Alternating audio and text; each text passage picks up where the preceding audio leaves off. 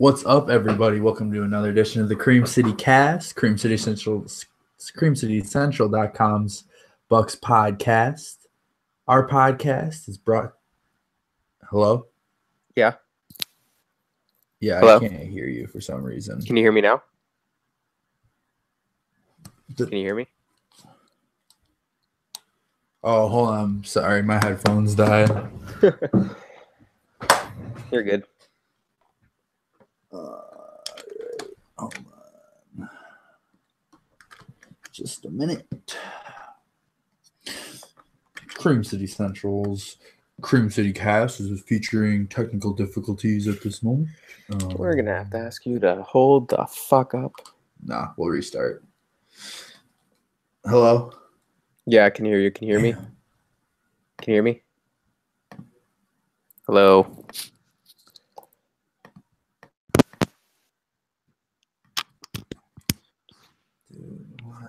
Hello? Can you hear me? Hello? Can you hear me?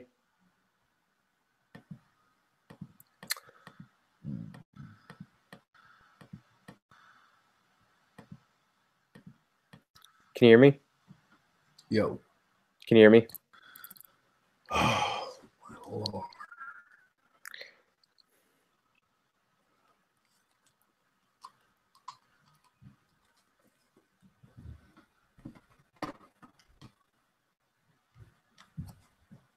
Can you hear me? Talk. Can you hear me? Yeah, Hello? okay. You can hear me? Yeah. Yep. Okay. My headphones died. No, All you're right. good, man. I'm just going to take it from the top. All right. 3, 2, 1. What's up, everybody? How's it going? Welcome to another edition of the Cream City Cast. As you all know, we are CreamCityCentral.com's Bucks podcast. I'm here, as always, with Andrew Goodman. Just want to give a quick shout out to our podcast presenters, Shepherd Express over in Milwaukee. Find them at shepherdexpress.com. And our new sponsor, John E. Drain Real Estate. He is your local real estate agent in the North Shore area with Realty Executives Integrity in Milwaukee. If you're looking to start the process of finding your dream home today, or you're looking to sell, you can call John at 414-745-9377, or you can check out his Facebook page at John E. Drain Realtor to contact him.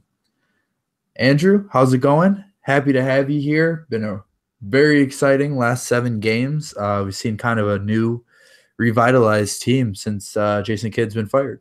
Oh, no, absolutely. Always a pleasure to be on here. And yeah, the last 7 games, we've really seen a completely different Milwaukee Bucks team.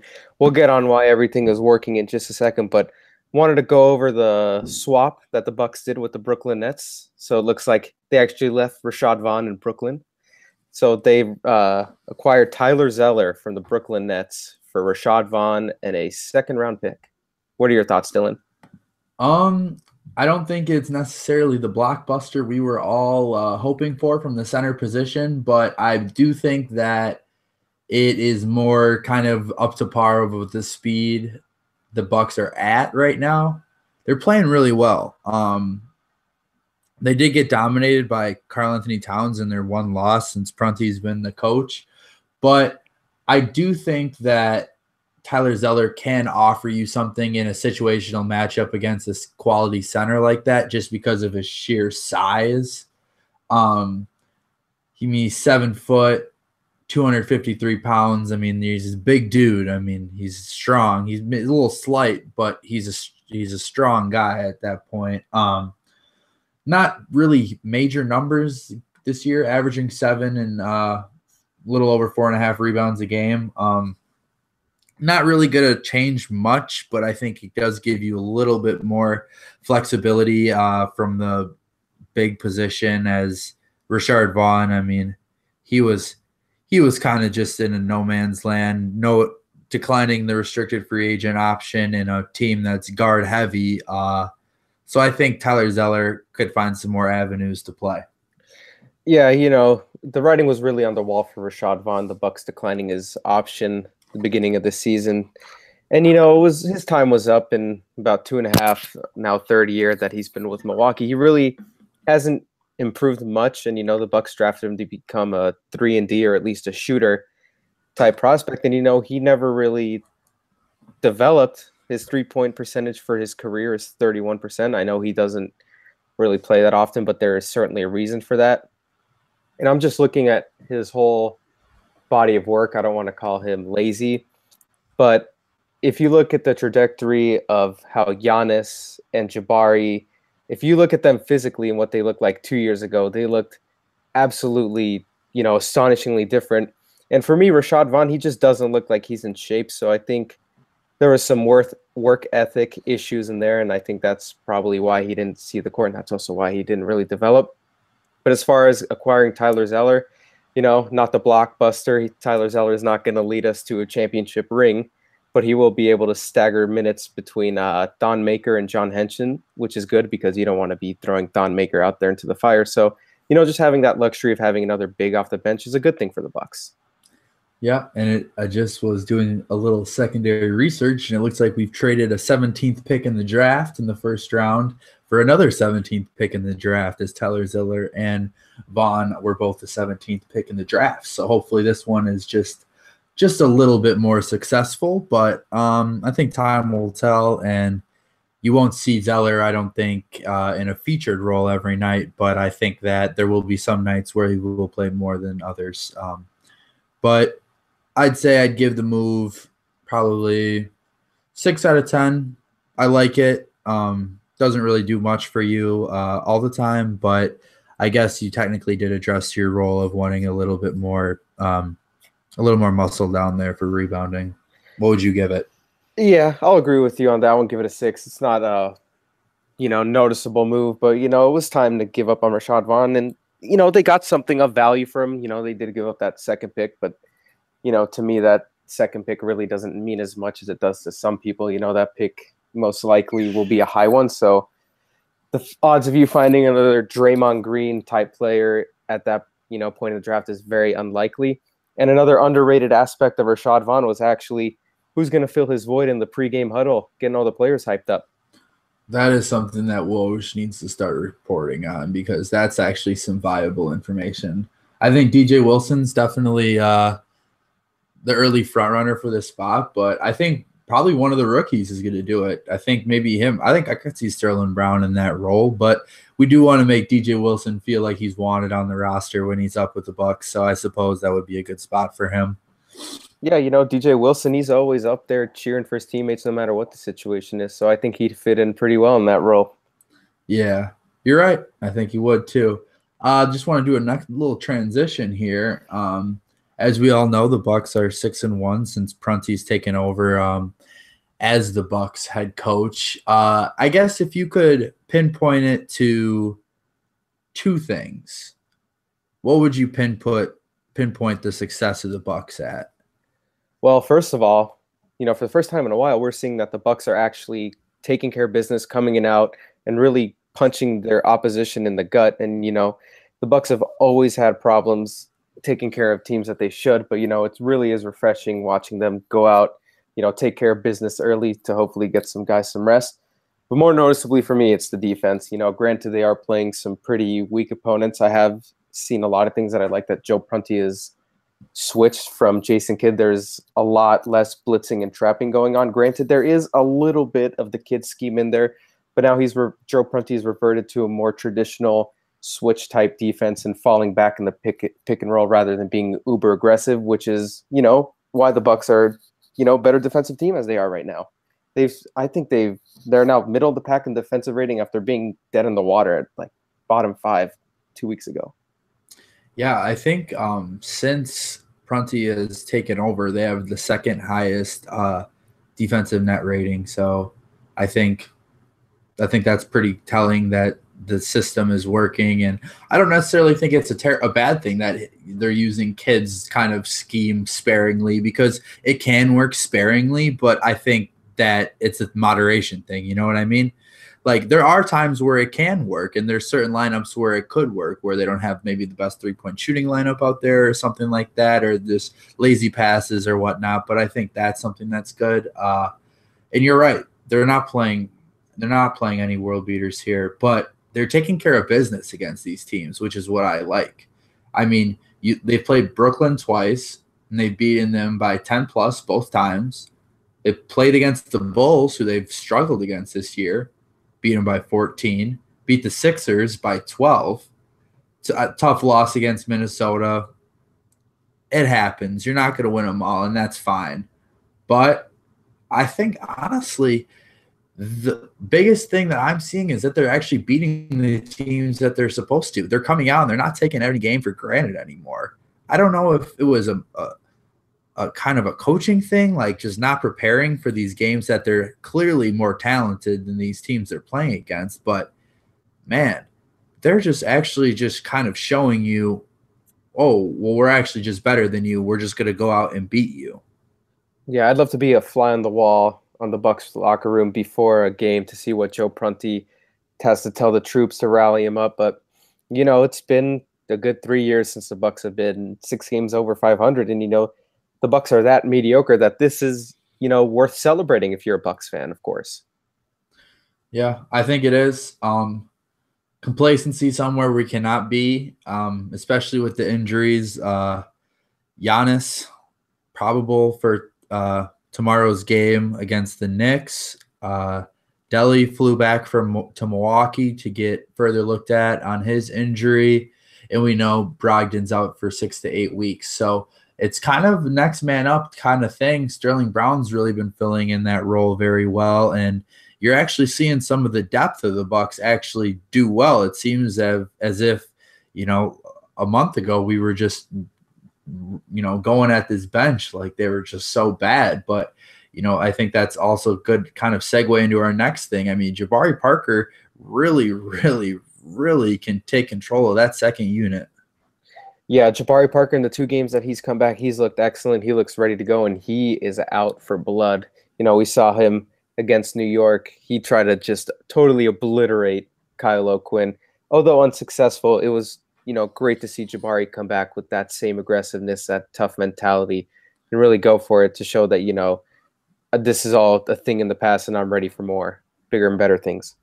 Yeah, I mean, my early impressions about Jabari are very high. I mean, he looked, the best part about it is that he looks great. He is thin. He looks more athletic almost. He has a sneaky calmness and athleticism to his game. He plays quick, but he's not fast, I'd say. His jumper's improved. His basketball IQ's all the way there. And I mean, we're not talking about just some random guy here. I mean, this was when he was in high school at Simeon. He was the #1 recruit in the nation before Andrew Wiggins took over him. I mean, he was on the cover of Sports Illustrated. Like, this dude is a hooper, and he can get straight buckets whenever he wants to.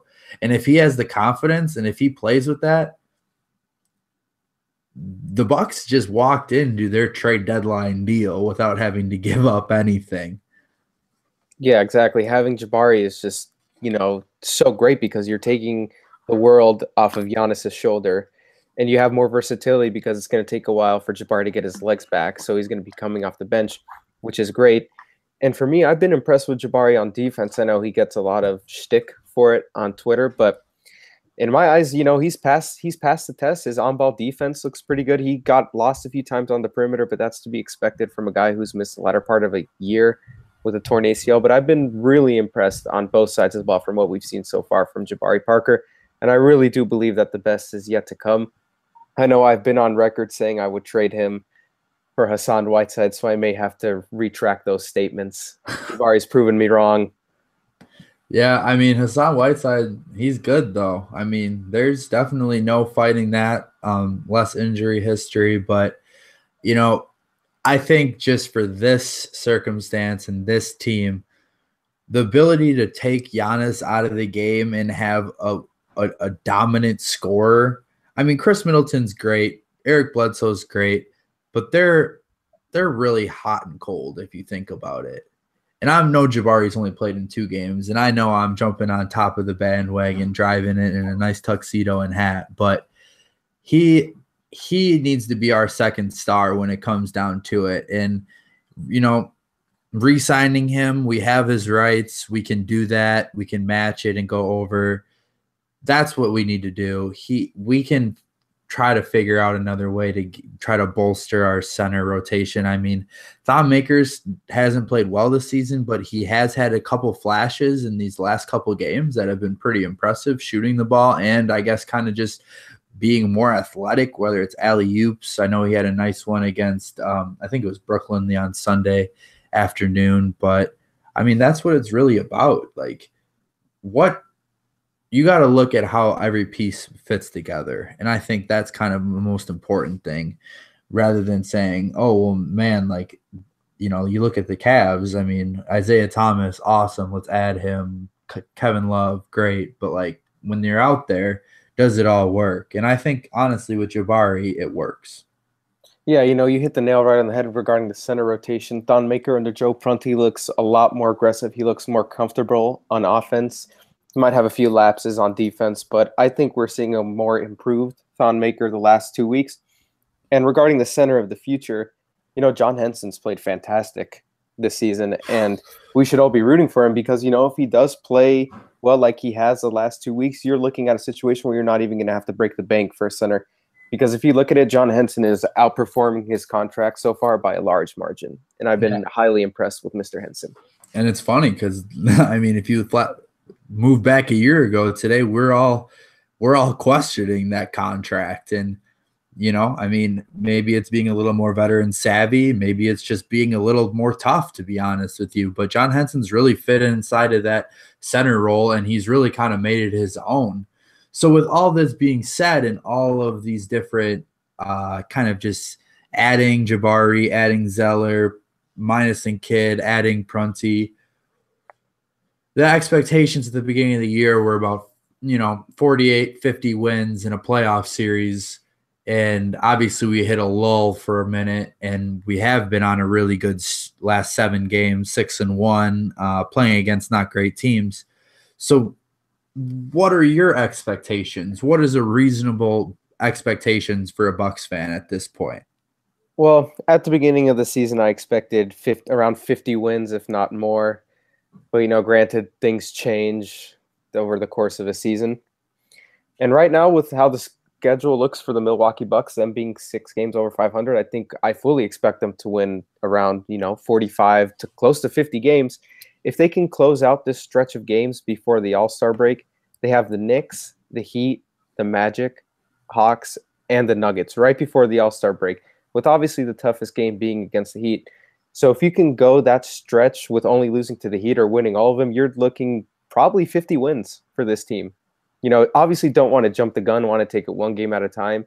Right. But, what we've seen from the Bucks the last 2 weeks is, it's hard not to buy into them. Yeah. Especially with Jabari back. Yeah. I mean, that's definitely a smart thing to say because they look great. They look confident. 1 through 10, they have basketball players at every spot, and we're talking without Malcolm Brogdon at this point still. I mean, who knows when he comes back? And I think it's really going to come down to taking care of business against the teams that you have to beat and then sneaking a few games where you're not supposed to win. Rockets, Cavs, Warriors, though winning a couple of those games goes long ways because think about it. If we play the Wizards, the Raptors, the Pacers, and the Sixers, and we play them about 500, but we beat all the teams that we're supposed to beat and steal a couple of wins against better teams, you're looking at probably 4, 5 seed, probably maybe 3. So if that plays out, then you're looking at a totally different situation where you're now looking at, hey, Joe Prunty has a pretty damn good case to be the next head coach of the Milwaukee Bucks because, a good coaching candidate isn't going to fall into the Bucks' hands in the offseason. I don't believe so. I think it's a great job opportunity, but I don't think you're going to get a guy like Brad Stevens or something like that who's going to help elevate, Milwaukee to the next level right away. But I think we're seeing some drastic improvements under Prunty. So I certainly commend him. Yeah, I mean, you can't really complain really about anything that he's done so far. He's been very low key. He's been very effective. Nothing but good things that I've heard out of the locker room from any of the press availabilities that have been online.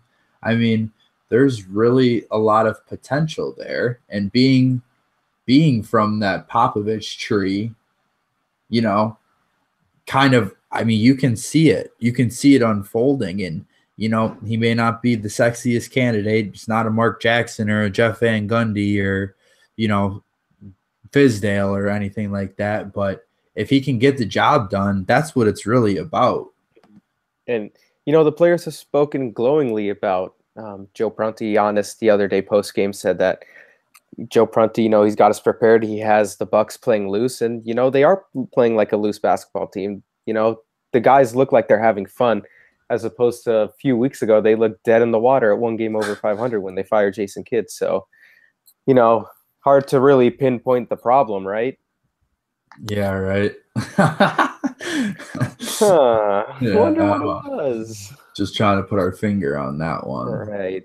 Well, that was awesome. That was our Buck segment presented by Johnny Drain, real estate agent with Realty Executives in the greater Milwaukee area. If you're looking for a condo, house, you can hit him up at 414-745-9377, or you can go to his Facebook, search John E. Drain Realtor. There'll be a link also with the podcast posting. Really thank John for sponsoring our Buck segment and our Cream City cast. Andrew, did you want to go over the Shepherd Express Milwaukee Minute? Of course, Shepherd Express Milwaukee Minute, brought to you by our good friends over at shepherdexpress.com. Just want to give them a big shout out because without them, this wouldn't be possible. So thank you guys a lot, of course. So this week, we're talking an edition about Milwaukee's Best Cocktail Bars by Lacey Mazinski. I don't know about you, Dylan, but I certainly do enjoy myself a really nice cold martini, especially after a nice Milwaukee Bucks victory.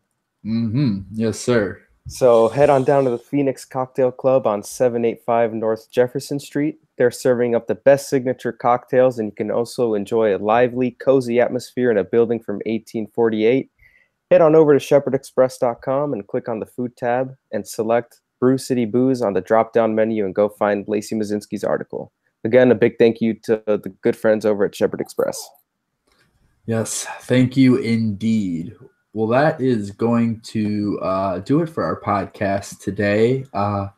Once again, you can always find our social media at creamcitycentral.com. Great live tweets, great articles coming out about the Bucks. We have some Packers draft stuff coming, and the Brewers about to report to spring training in a week from now. You can check me out at Dylan Piccolo 35. Love to talk to you. Love to get some input from you about the podcast. Prunty, Jabari, anything like that. You can go hit up Andrew at Andrew_Goodman3. He's always a great follow. Just tweeting out some gems. Some you're too kind. Some Drew bombs. True bomb. But yeah, we really appreciate you listening. Go check us out at our SoundCloud at Cream City Cast. You could search us on iTunes. We're going to be coming to you on a couple other platforms we're going to announce pretty soon here. So we got some big things coming, and really excited for the opportunities that we have here. Yeah, so, big things on the way for sure. Yep. So thank you very much. We will have the Knicks tomorrow night. And then we'll have a couple more games for the All-Star break. So should be having a couple more wins and a couple more positive podcasts. So thank you very much, and go Bucks. Fear the deer.